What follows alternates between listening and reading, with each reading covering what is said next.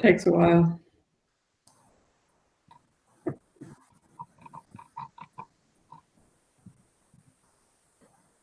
Okay, so welcome everybody. This is a panel honoring Mark Schafer. I'm Roseanne McManus. I'm the current president of the ISA Foreign Policy Analysis section, and Mark is this year's recipient of the Foreign Policy Analysis section Distinguished Scholar Award. This is a very competitive award. It's an award for a lifetime of achievement, so I want to offer a really big congratulations to Mark. Just to give a tiny bit of background on Mark, like 20 seconds or so, he received his doctorate from Arizona State University. He spent many years as a professor at Louisiana State University, and currently he's a professor at the University of Central Florida.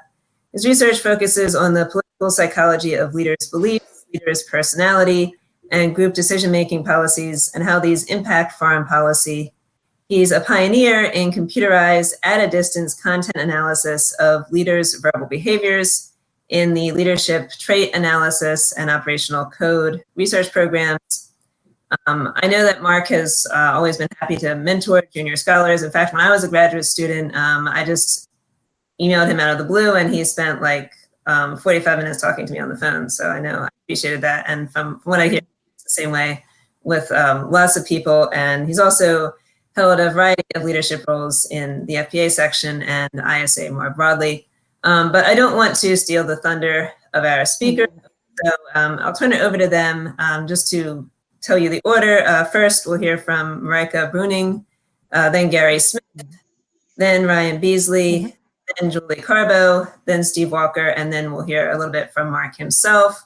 And also at the end, we'll have some time for the audience to make comments. You can either make comments in the Q&A or you can tell me in the Q&A that you want me to recognize you and I can recognize you and you can, I believe, make an out loud comment. Okay, so without further ado, I'll turn it over to Marika. All right, thank you very much, Roseanne, for organizing this panel and for, let me see, I have the things in too much and I can't hear myself. So, and I end up speaking too loud, right? It's one of those things. So thank you for organizing this panel and for, getting us all together here. I have a few remarks, not a whole lot to say, but first of all, I would like to take this opportunity to officially congratulate Mark. It's like official, whatever, right? But this is actually, I think, an extremely well-deserved honor and, really kind of overdue, I think, given the accomplishments that you have over time, the career trajectory that you've had. It's like, why didn't we award this sooner to you? That's actually, I think, you have had an amazing career, and so this is extremely well deserved. So, of course, you don't get this award if you're not accomplished, right? And so you have a very long CV that attests to that. And I don't really, I asked you for your CV, but I'm not going to sit here and recite any of that because, we'll be here for a very long time. And I think it's probably not the most interesting thing to be doing. But, I just want to mention it because, I do think that it attests to that trajectory of accomplishments. The other thing that I wanted to mention, and actually Roseanne did steal my thunder on that one, is your service to the section, because I do think that that also is very important, because that says something not just about your scholarly accomplishments, but also the person you are, that you are willing to give back. And I think, what Roseanne mentioned about, your willingness to spend time, talking to people, to help others, get their footing in the profession, that also, clearly attests to, you're the kind of person who's not just out to, to do well for yourself, but to give back and to pass it on, to pay it forward. And, and I think that's the kind of person we want, everybody to be in the profession, right? So yeah, kudos to you on that. You served as program chair and as chair of the section. And, and I think that's really important service that we don't always remember to, to reward, right? To acknowledge. So your willingness to step into those roles is very much appreciated, and it really is important to the vibrancy of the section that people do this, right? So your accomplishments are certainly far more than your service, but overall, I think that's important too. And on top of that, you're an incredible scholar. And for the rest of what I'm saying, I would like to take it back a little bit, sort of, back to the origins, right? Back to the beginning, where basically I was sort of thinking, like, where did our paths first cross, right? How did we first meet? Because, you're one of those people that to me is somebody that by now I think like I've always known you, right? But of course, there was a first time we ever met, right? And so thinking back, this had to be many months ago, right? And I won't give the years to embarrass you further.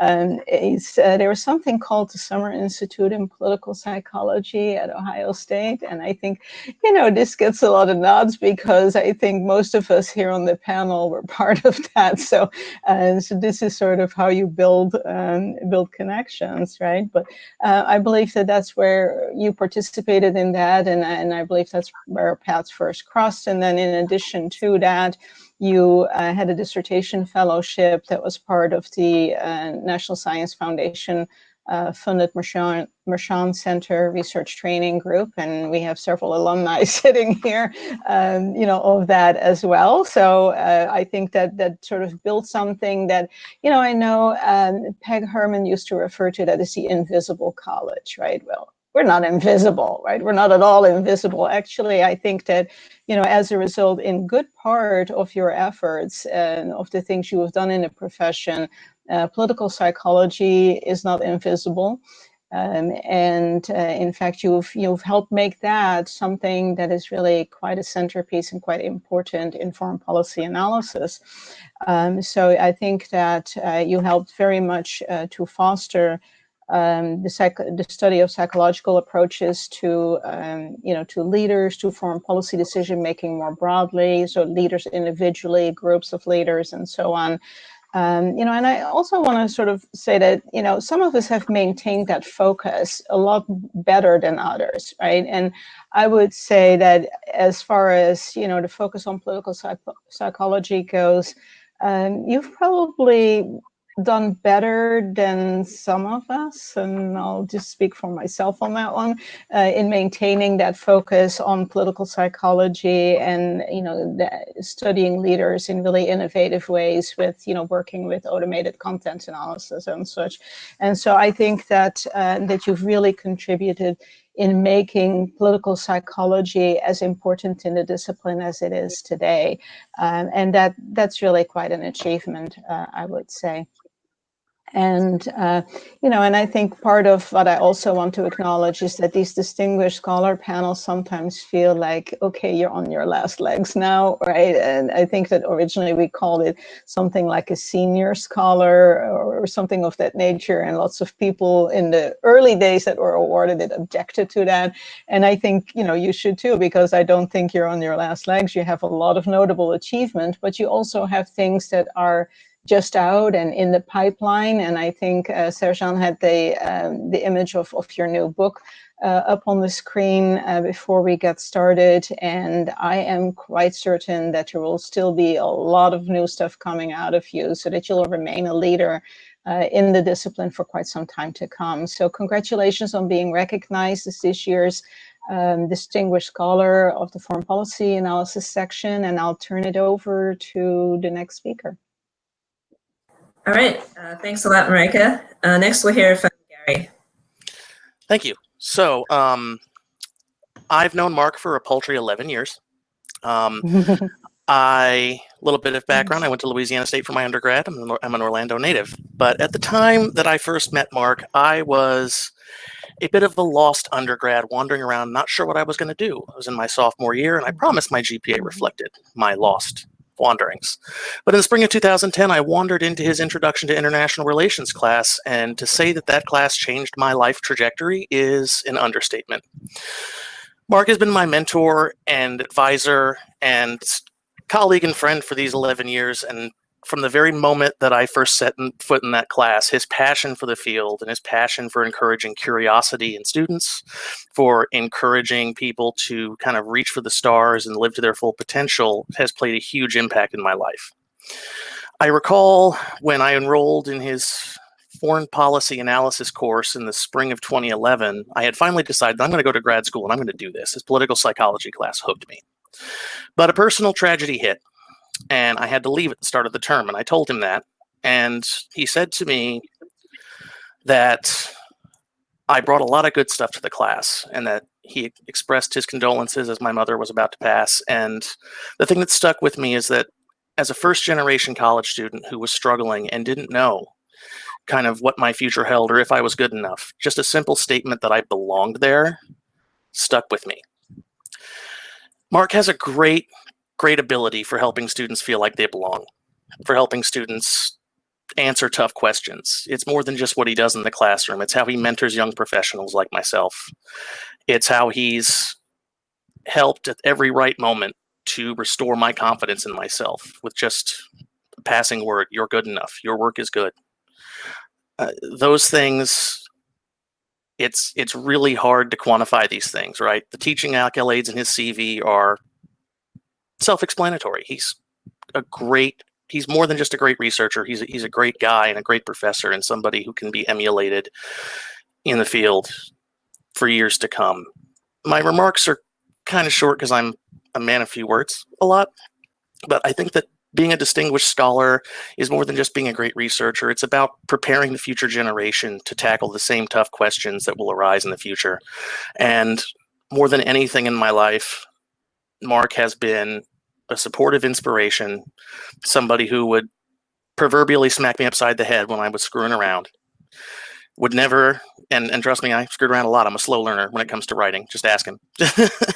But I always felt like I belonged when I worked with Mark, and that helped me get to where I am today.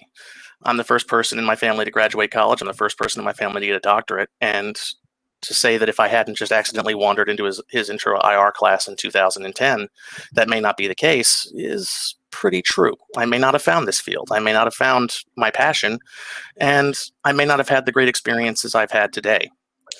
And so Mark distinguishes himself as someone who also helps prepare this next generation. And so many people wonder in life whether or not they've made a direct difference in people's lives. And Mark gets the satisfaction of knowing that he did, that he made a significant difference in my life, and that I'm grateful to everything that he's taught about changing hats from being a student to a co-author, for example. Something that simple has had a huge impact on me.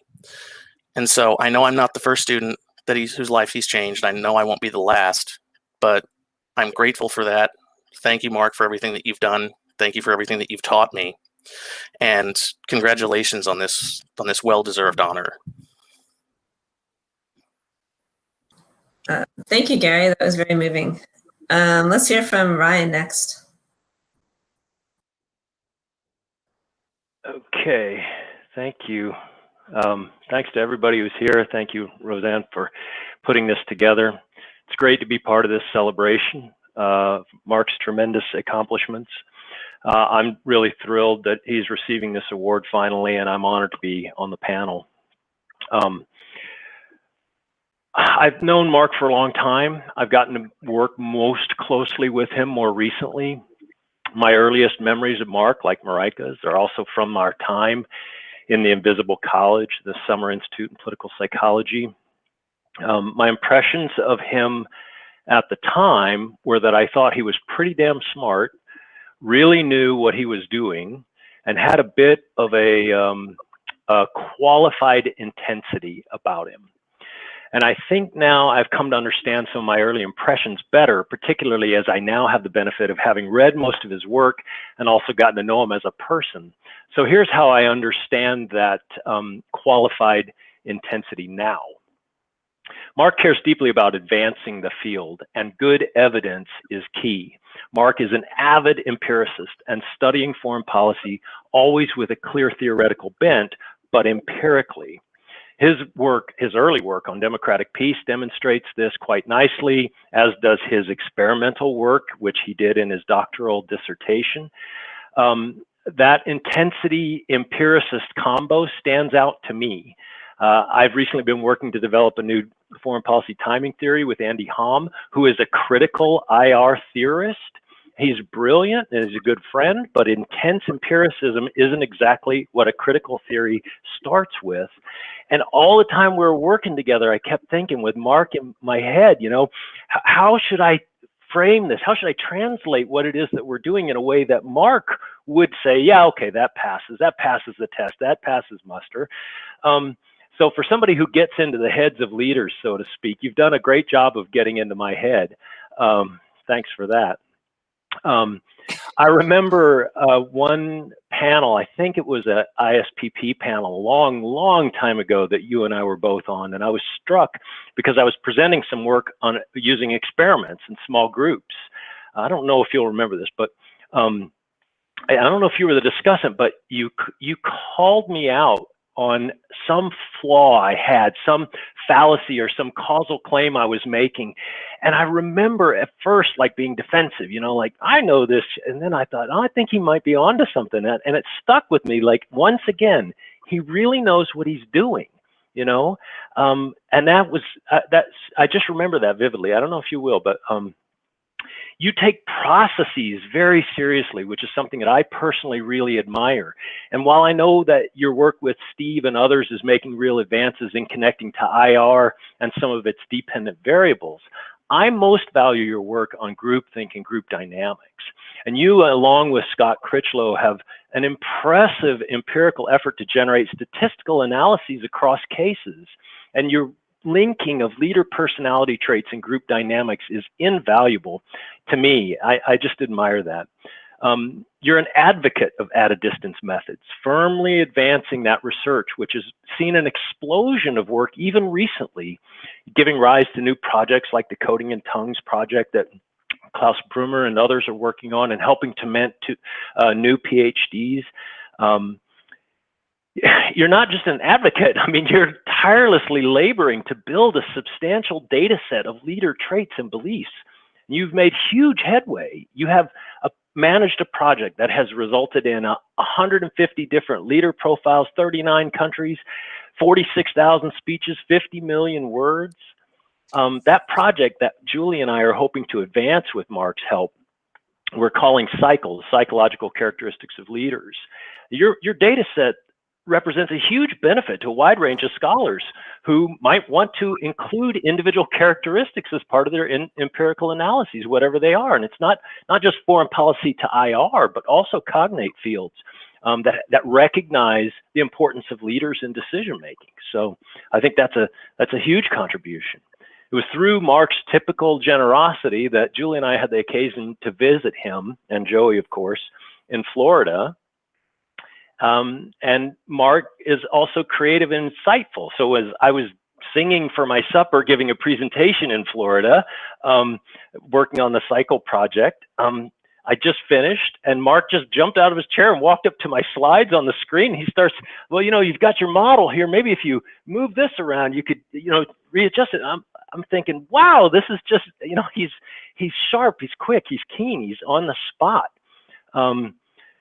So, I mean, I've admired your work for a long time, and now that I've gotten to know you better through some of your more recent work, I've gotten to see your personal side and your character and personality even better. So let me talk a little bit about that. Obviously, he loves beer, and he loves beer even more to share it with a friend. Mark is a very warm and caring person who has shown me and my family incredible hospitality. In Florida, at his and Joey's house, he invited us over. We had Quinn, our teenager, with us. He invites Quinn, and he's we've got Barley and Maggie to play with the dogs and the saltwater swimming pool. And Quinn is just loving it. It's like Disney in Mark's backyard, Disneyland in Mark's backyard. He took us to a gator park and restaurant where we ate gator for the first time. That was just great. And I remember standing outside right next to the shore at this gator park, wondering if I could outrun you if a gator were to come out of the water, you know? And I remember even saying something like, asking you, do you exercise? You know, you work out? You said, yeah, I do all this stuff. I do all this stuff, which at the time didn't make me feel a lot better about being able to outrun you if a gator was going to be coming out of the water at us. You're caring and patient. You travel with Steve and Jackie often internationally, which I know they love. You and Joey both do as well. So they plan the trip. They find lodging at the same place. They walk through cities together, that sort of thing. At times when we meet up with Mark, Julie and I get to chatting with him about what's that like, you know, traveling with Steve and Jackie. Now Steve is not really what you would call a food adventurist. I remember specifically being in Italy at a conference and hearing Mark talking about a great meal he and Joey and Jackie had. And then, of course, having to end it with, and Steve had a hamburger. I said, what? In Italy? It was an Italian hamburger some way? No, nope. But he had a lot of gelato, There's caring and patient together. As I was preparing these marks, I got to thinking that what Mark needs is a nickname.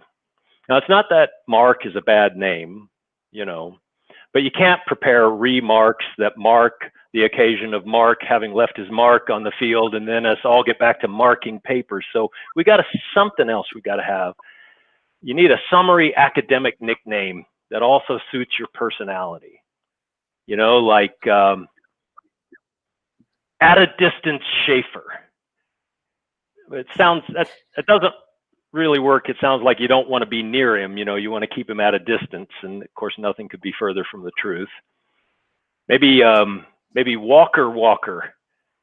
No, not quite. Mark stands alone in some ways, not like at a distance, but he recently sent us pictures of his papayas in his backyard. I was thinking maybe Papa Papaya. Still, that's not quite it. It's too old and tropical to represent Mark. Might be good for Steve. You eat papayas, don't you, Steve? They're pretty exotic, but surely they're within the realm. Gator If I shape. can't put mustard on it, I don't eat it. I finally came up with Gator Schafer. He'll bite you on the ass if you're not empirical enough. You know, it doesn't quite have that qualified intensity. Let's face it, I think there's no summing you up. Your work, like your personality, is complex and rich and full of character. I think the intensity is your creativity and your precision and your passion for advancing the field, qualified by your patientness, your warmth, and your caring nature. I am so very happy that you've been selected as the recipient of this Distinguished Scholar Award. I'm truly very lucky to have been able to follow your work so closely, to get to know you as a person over the many years, and to be able to have you as a friend. Cheers, mate, and congratulations. All right. Thanks, Ryan. Those were some great nicknames. Next, we'll hear from Julie.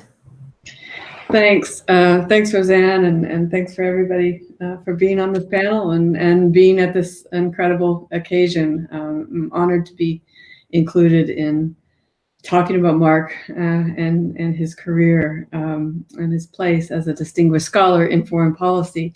So as Marika mentioned, Marika, Ryan, and I all first met Mark when he attended the Summer Institute in Political Psychology, and I will date us in the early 1990s, that was.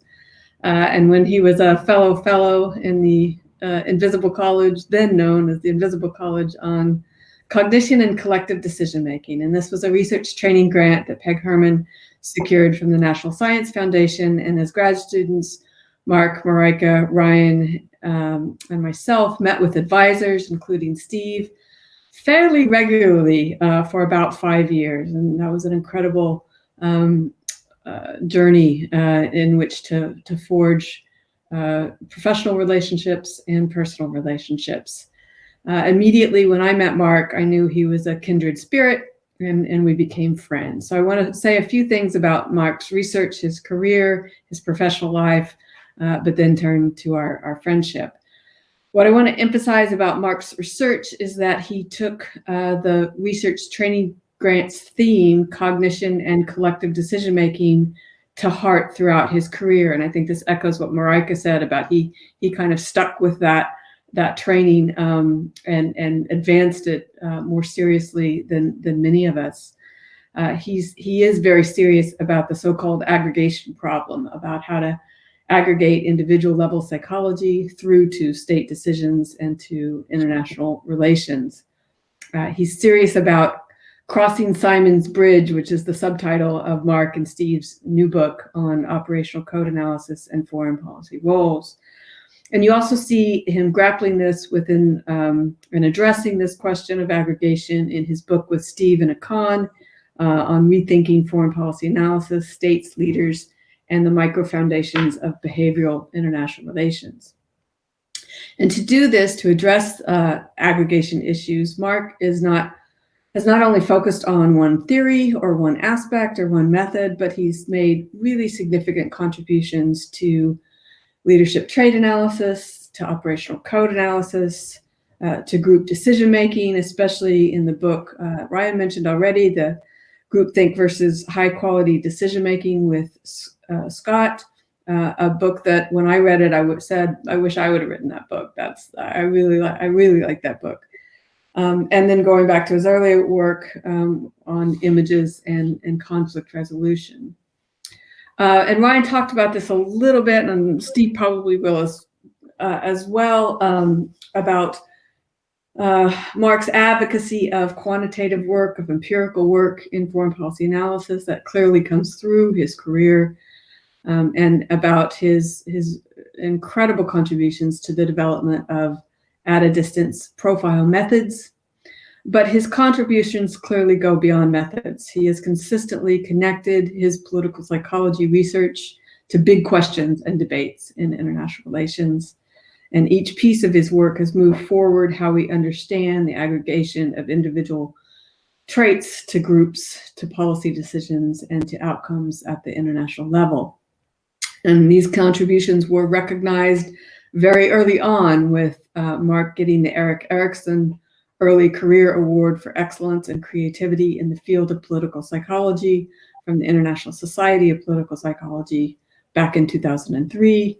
And I think these skills and these commitments to theory and methods have served Mark well as the director of UCF's Intelligence Community Center for Academic Excellence. So he's carried this kind of line all the way through all the roles that he has performed. The other element I want to highlight about Mark's professional side is how he brings together scholars around projects, particularly book projects. So some of these I've already mentioned, but another key one is his and Steve's Beliefs and Leadership in World Politics. That's kind of a Bible for people doing operational code analysis.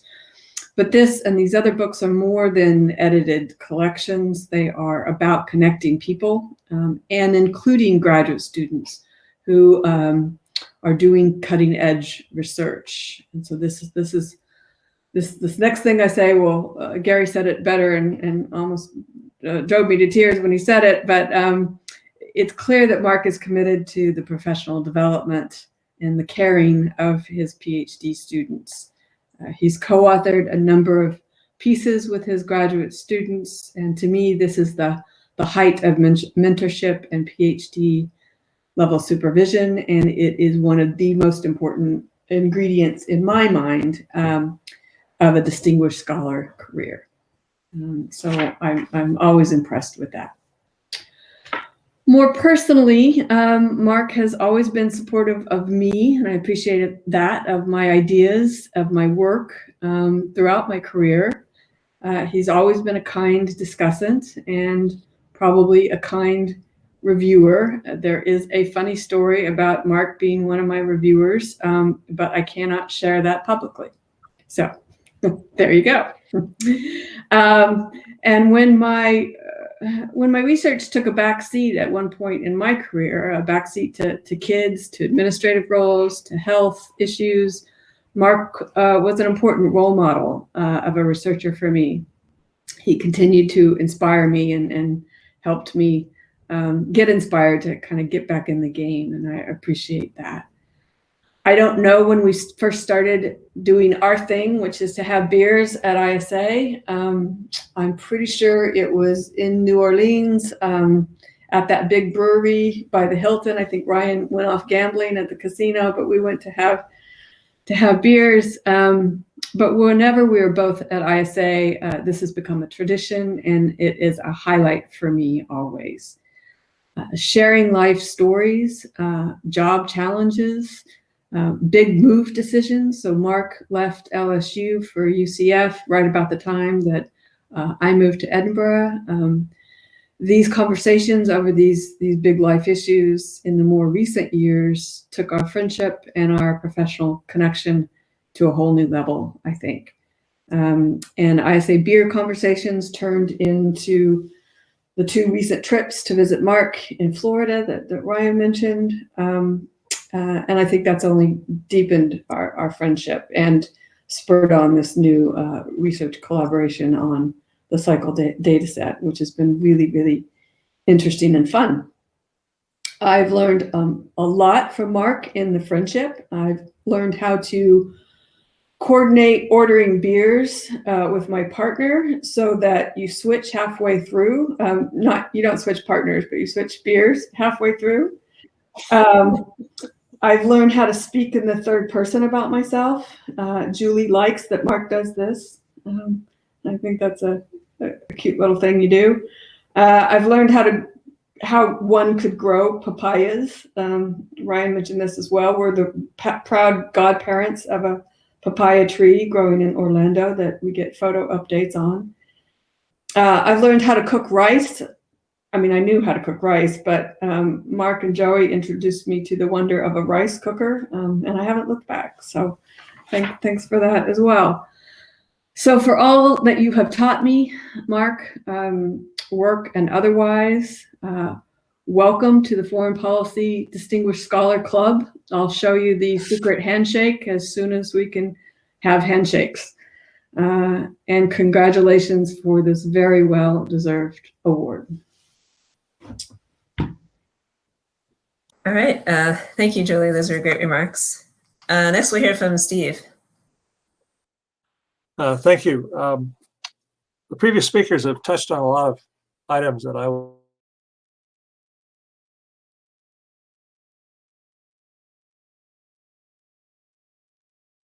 was intending to.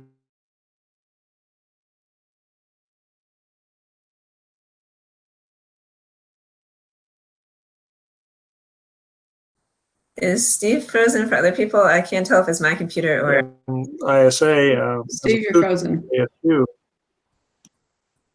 Steve, we're having some internet problems with you. Say? Try turning your video off for a second. That might free up some bandwidth. Video off. What does that mean? Is in the top left. There's a picture of a camera. One person speaking at a time. Tell me what button the first. You're okay now. You're okay now. Oh, good. All right. Anyway, what I started to say was I thought I'd just add a little bit of information to some of the comments that other people have made to provide a little context and maybe more enrichment. I'm positioned to do this because my relationship with Mark is kind of complicated. It started as a student, evolved into colleagues as scholars, and then into collaborators, and also as a friend. And so I'd like to say just a bit about each of those kind of roles or relationships. I found out early on that he liked beer and he's a good cook. And if he ever gives you a chance to visit him, you're going to get a good meal. Although if you go on the road with him, he sometimes wants to go to places like West African cuisine or whatever. And we usually bargain that if I go to those places, I get to go to Baskin Robbins afterward. That's been documented. If you travel with him, we sometimes get lost, or he gets lost personally. When we were in Scotland, he's a runner, And he somehow took a wrong turn out running and walked and ran all the way around, I think the mountain's called the Seat in Edinburgh, and we didn't know what happened to him. Another time on the same trip, no, I guess this second episode was in Italy, the navigation device on the car got messed up, and we kept going down these very narrow roads, which I said looked like cattle paths. We were trying to find a B&B out in the Italian countryside. And then when we got into town at La Palombara, we were going down streets where there was only room for one car, and this was a very small Italian automobile. It turned out that the GPS system had given us the hiker's route, and we were driving in a car. So it's always a sense of adventure when you travel with it. He was a student at ASU for only 3 years. He went through so fast he didn't have a publication, and probably was not as competitive on the job market as he might have been if he had been in graduate school longer. He came to us with a master's degree already, and so that accounts for his rapid transit through the system, but it was still remarkable that he finished as quickly as he did. He also managed to be trained as a political psychologist, a legitimate one. That is, he actually took psychology courses in addition to political science courses. And back then, when he was in graduate school, that was relatively rare. His dissertation was also relatively rare. It was an experimental study. I think Ryan referred to it already. He received the Eric Erickson Award just a few years out of graduate school from the Political Psychology Society. That's sort of the equivalent of the Karl Deutsch Award here at ISA for the best scholar under 40. He barely made that age requirement, as I recall, because this was really his third career. Previously, he'd been a political operative in Michigan for one of the political parties that I shall not mention. And then later, he was a stockbroker, or at least worked in the investment industry before coming back to graduate school at a relatively old age for graduate students. I think he was probably pushing 30 when he got there. The one thing I'd like to talk a little bit more about is his role as a collaborator with me.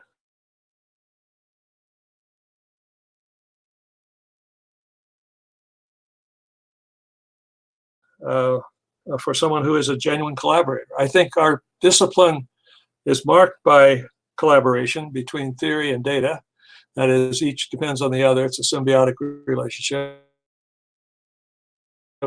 And the division of as a group is some people focus more on theory and others on data. And I think it was Ryan again who said that he's an intense empiricist. And I'd say that, but each needs the other.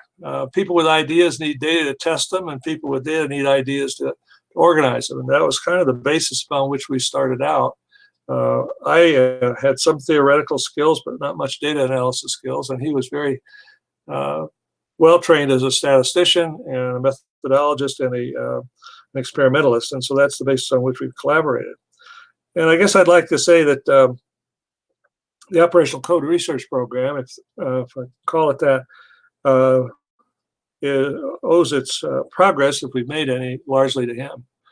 Because you can have all the ideas in the world, but if you can't test them, most people don't pay much attention. And I think he's brought that to the Operational Code Research Program.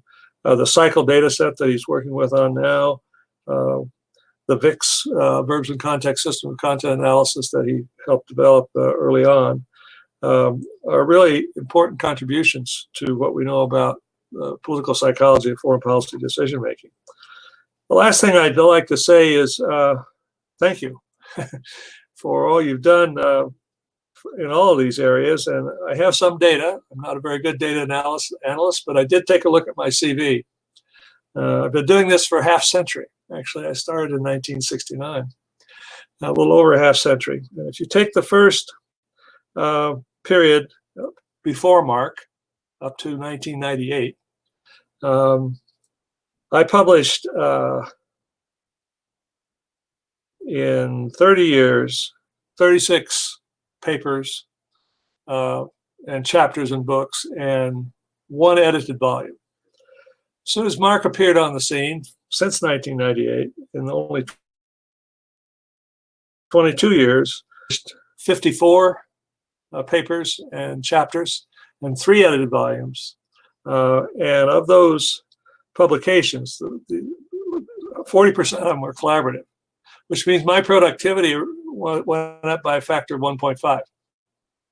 So I want to thank you for that, if nothing else, as well as for a lot of laughs along the way. And I think it's not over yet, but I don't know how many more trips we're going to go on, but I hope we get lost again sometime in the near future. So I'll stop with that because I want people to have a chance to make their own comments in the audience. And also, I think Mark has something to say about all of us. Turnabout is fair play, after all. Thank you. All right. Yes, thanks, Steve. And as Steve said, now we'll turn it over to Mark himself. Thank you very, very much. I am incredibly honored to be receiving this award. Let me begin by thanking the FPA section and its leadership, and a special thanks to you, Roseanne, for your kindness, enthusiasm, and your great work in putting this together. Thank you. You know, I grew up in the FPA section. My early papers brought me to this home, and I found a world of like-minded scholars. And I love that I had the honor of becoming involved in leadership in the section. One of my favorite times each year at ISA, except for having a beer with Julie, of course, is the FPA business meeting with the former section heads gathering in the back of the room to swap stories with the next generation of scholars. Receiving this award from this group is incredibly special. Thank you. I also have a special mention for Pat James, who can't be with us today. He helped recruit me for leadership in the section. Pat has done so much for the section and for so many young scholars, and his friendship over the years has been a true gift.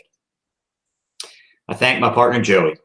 Over 30 years ago, he followed me to graduate school in Phoenix, a place neither of us had ever been, as we started this amazing journey. Thanks for your special role in supporting me in ways that most certainly contributed to today's honor. I thank Arizona State, where I received my PhD, and LSU, which gave me my first job, and the University of Central Florida, where I've been for the past 10 years. UCF has consistently built excellent programs and done many things right, particularly in IR, FPA, and security studies. I've been very fortunate to know and work with some wonderful people at these schools, including Cecil Eubanks at LSU, one of the finest people to ever walk the earth, and Kirsten Hamann at UCF, who has been an outstanding leader in our programs.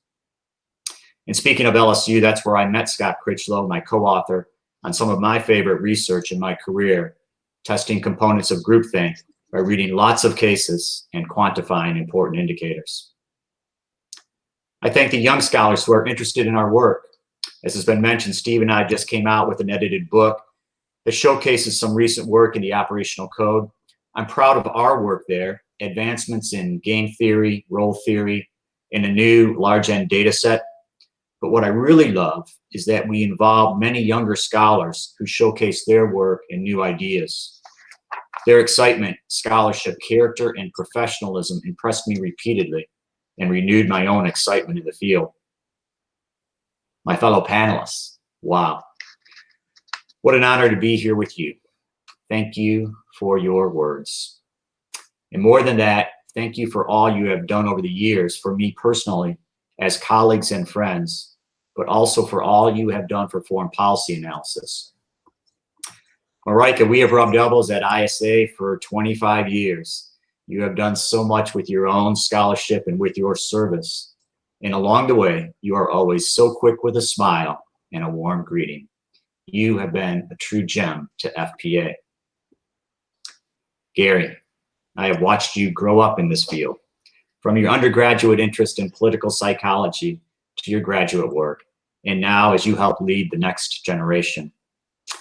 I might have piqued your interest and pointed you in some good directions and a little editing here and there, but your intellect, your work ethic, your perseverance are all your own. Thanks for letting me be along for the ride. As has been mentioned, I met Julie and Ryan at the same time at Ohio State when we were all there as graduate students for the Summer Institute in Political Psychology. It would have been impossible to imagine back then that we would travel this much of life's road together. But I knew I loved being around you both and knew that you each had very bright futures, as has come to be. I'm so glad we have traveled these roads together and continue to do so. Ryan is one of the world's great storytellers and has a comedic streak that is incredible and wonderful. But Ryan's greatest strengths, I think, are his intellectual capabilities and his character and friendship. This guy is smart, asks the right questions, provides great insights, pushes everyone else's thinking, and makes all our work better. Thanks for making me a better scholar, Ryan. Even more than that, thank you for your character and for your friendship. And has also been mentioned, I can't talk about Julie without also talking about good craft beer. Many years ago, I don't remember the year, when I ran into Julie, both of us probably rushing off to the next panel. Instead, I suggested, we sneak away to a nearby craft beer place and get caught up. And yes, that has been a tradition we have kept up at almost all ISAs since then. And yes, it's my favorite part of the convention. Julie's an incredible scholar and thinker, and some of our conversations are always about what we're working on. She'll get that look in her eye, and Ryan and Steve, you know that look. She gets that look in her eye. The thinking process has kicked in. She'll ask some good questions, see some things I hadn't seen, move some ideas forward. Her contributions to the field of FPA have been crucial.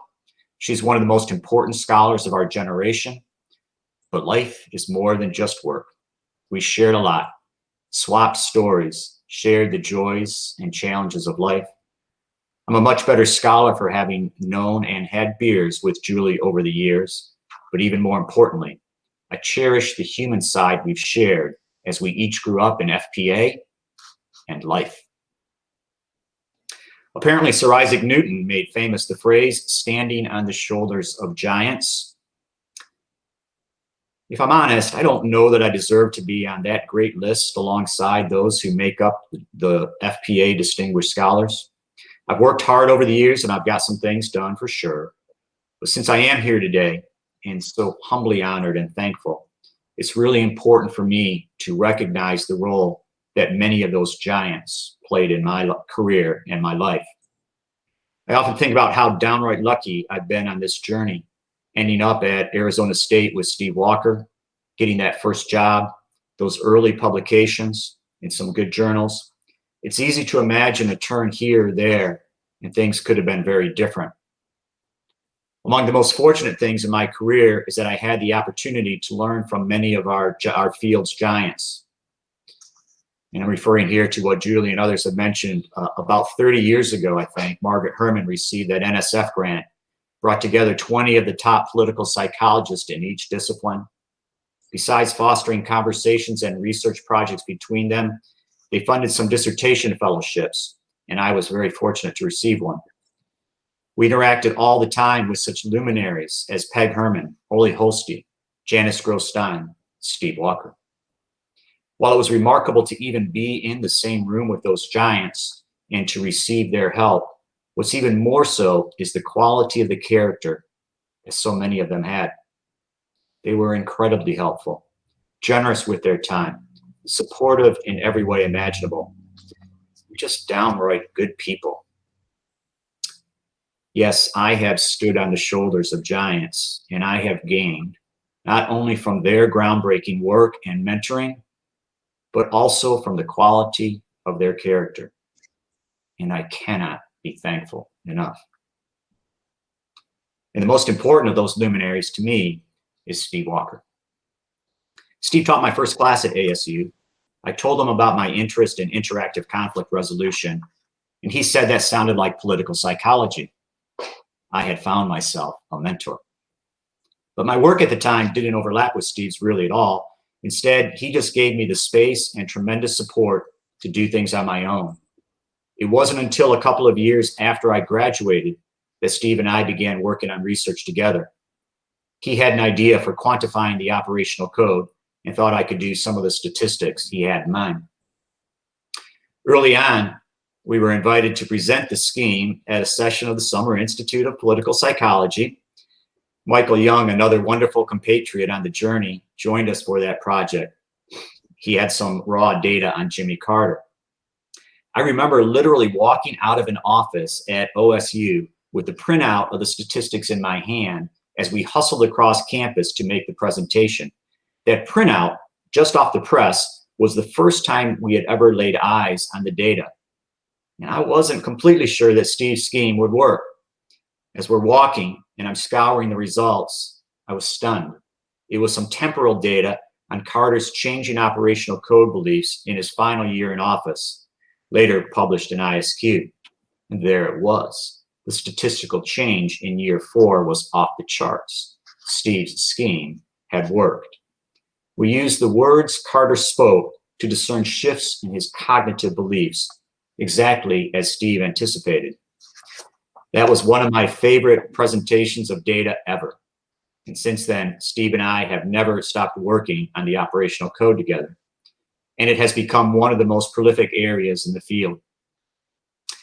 And I'll say a few more words about Steve before I stop. Talk about quality of character. Steve is amazingly kind, amazingly supportive, amazingly caring. I cannot begin to tell you how much my work with Steve and my friendship with him and his wife, Jackie, have meant to us over the years. That doesn't mean our work over the years has always been perfectly harmonious. Oh no. It's fascinating to me how different our brains are. I think automatically about data sets and linear regression. Steve thinks about dyads, moves, interactions, and games. As Valerie Hudson points out, Steve, maybe more than anyone else, has worked to engage FPA with other parts of IR, and he's done so through game theory. And while I'm thrilled to see that engagement, my brain just doesn't work that way. And yes, we've had some interesting discussions over the years, such as me. Steve, we have to change one of those new indexes in the app code. Steve, why? Me. Well, it's nothing more than the opposite of that other index. Steve, right. So what's wrong with that? Me, the exasperation starting a little. Well, you can't have two things that say the same thing. Steve, they don't say the same thing. One is the opposite of the other. Me, Steve, they are perfectly correlated. The opposite version brings nothing new to the table. It's redundant information, Steve. No, it's not. It's from the other direction. Me, 100% correlation, Steve. If you know one, you know the other. Steve, one indicates a trend from this direction, the other from the opposite direction. Me, Steve! And so at one at times. Maybe even a raised voice now and then, but always a smile. And never once did it diminish my deep admiration and affection for this incredible person. Turns out those very different brains can push each other a bit, make our work better. And while our brains are quite different, make no mistake about it in terms of how incredibly intelligent Steve Walker is. I am continuously in awe. A luminary, no doubt, but also a wonderful mentor, supporter, guide, colleague, and true friend. Such incredibly good fortune I have had indeed.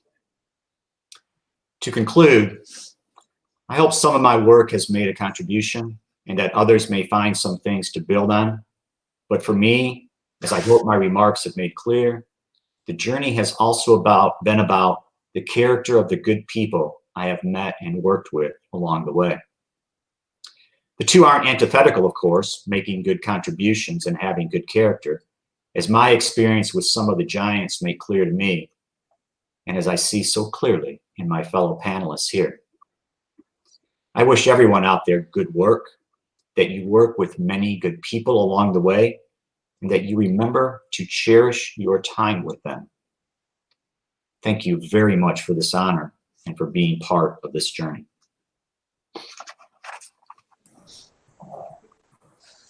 All right, thank you, Mark, for those moving words. So now we also want to hear from the audience, and Falk has already messaged me, so I'm going to try to make him live.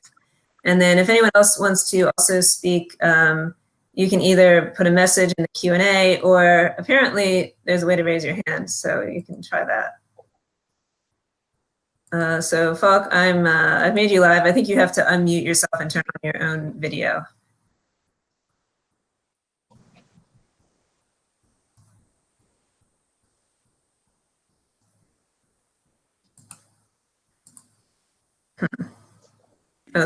There we go.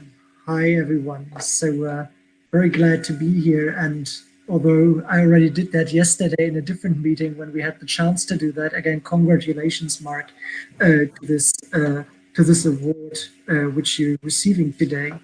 So I'm just one of the guys who had the pleasure to know Mark since 4 years only, when we started together with Marika, who's here, and Patrick Mello, to run the FPA Methods Cafe, gently supported by the section leadership. So just these 4 years that I know you, Mark, but well, I got stuck. And I see him and I see our relationship in all these lovely comments and characterizations made by all of you in much better native English than I could ever do as a non-native speaker. Mark, what always struck me is that, well, although we couldn't be further apart methodologically, you as a psychologist, political psychologist, and I, at least in the time before I started collaborating with Julie, as someone trained in rather the death of the author part of our discipline, which is discourse analysis. So I never really felt this when we were talking with each other and in all the meetings we've had since these 4 years. And whenever I actually want to learn something about political psychology, one of the authors I turn regularly to is you. And I was thinking what someone from you was saying, that, well, I think Steve, it was you, so we're in a collaborative discipline, but maybe also for the younger people. So collaboration is not everything, but competition is also pretty fierce. And however, the only thing which I ever feel when speaking to Mark is community.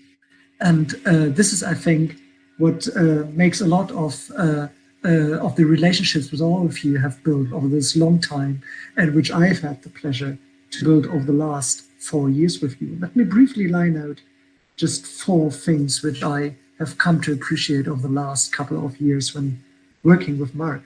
His commitment to the cafe, but also in all other sorts of settings.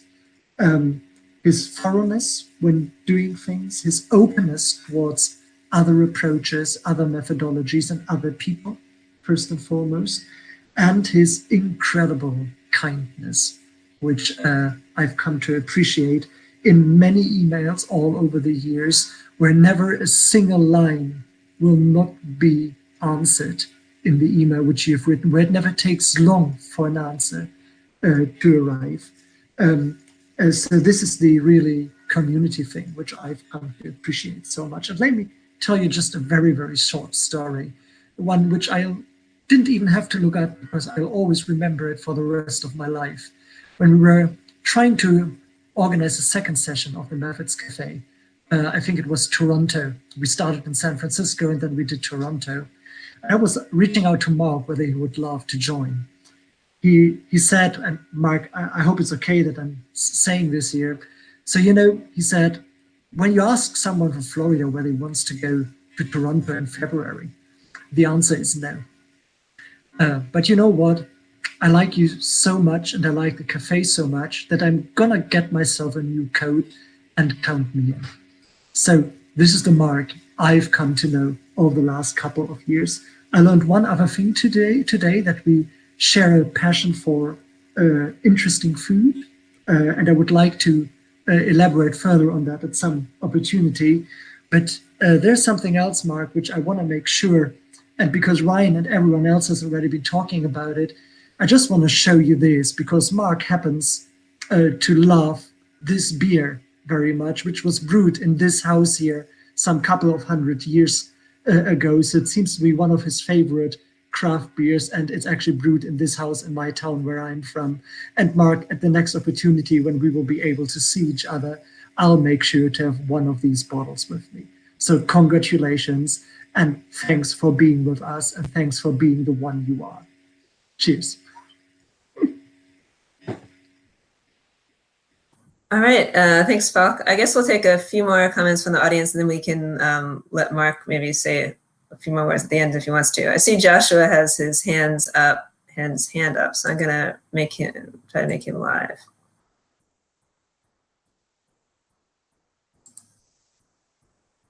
Okay, I think you're live, Joshua. Okay, great.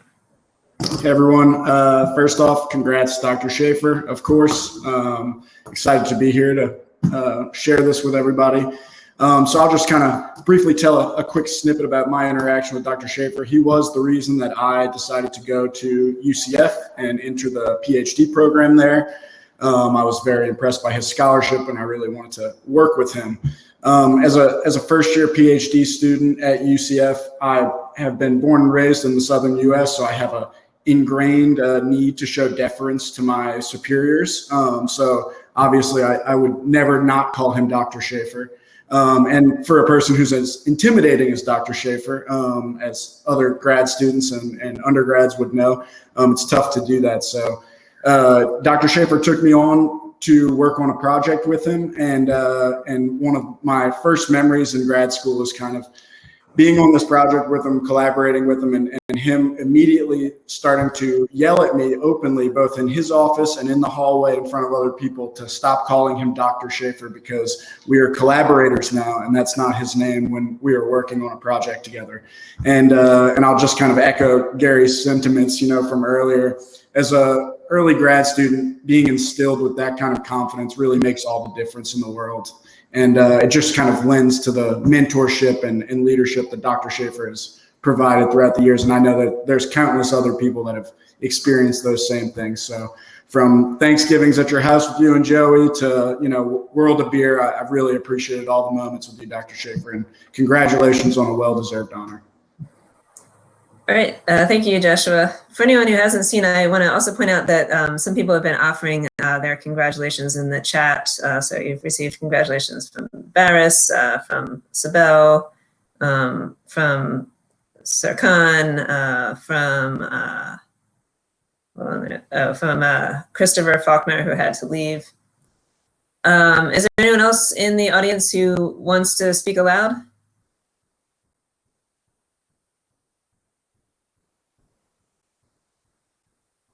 All right, well, Mark, do you want to say anything else in response to those last comments or to wrap us up?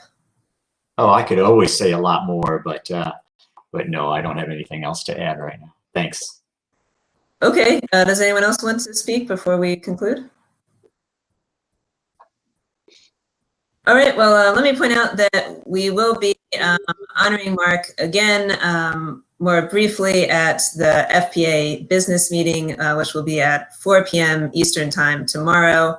If you're a member of the FPA section, you should have gotten an email about it a few weeks ago, but if you don't have the email, you can email me and I'll send you the link to register. And if you don't know my email address, you can just Google me.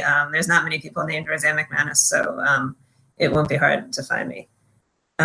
So I hope some of you can come to that as well. And then we'll also have something resembling a reception on Zoom following the business meeting. Of course, it's too bad we couldn't have this panel in person and we can't have the business meeting and reception in person, but hopefully we'll be able to do that next year. So let me conclude by just once again offering congratulations to Mark. I mean, all these comments about you have been really impressive and moving. So I think it shows that you are very deserving of this award. So let's just give Mark one more virtual round of applause. Yay, Mark. Yeah, way to go. Congratulations. Congratulations. Okay, I guess we can end this meeting. So thank you all for coming and congratulations once more to Mark. Yeah, thanks, Roseanne. Thank you very much. Goodbye.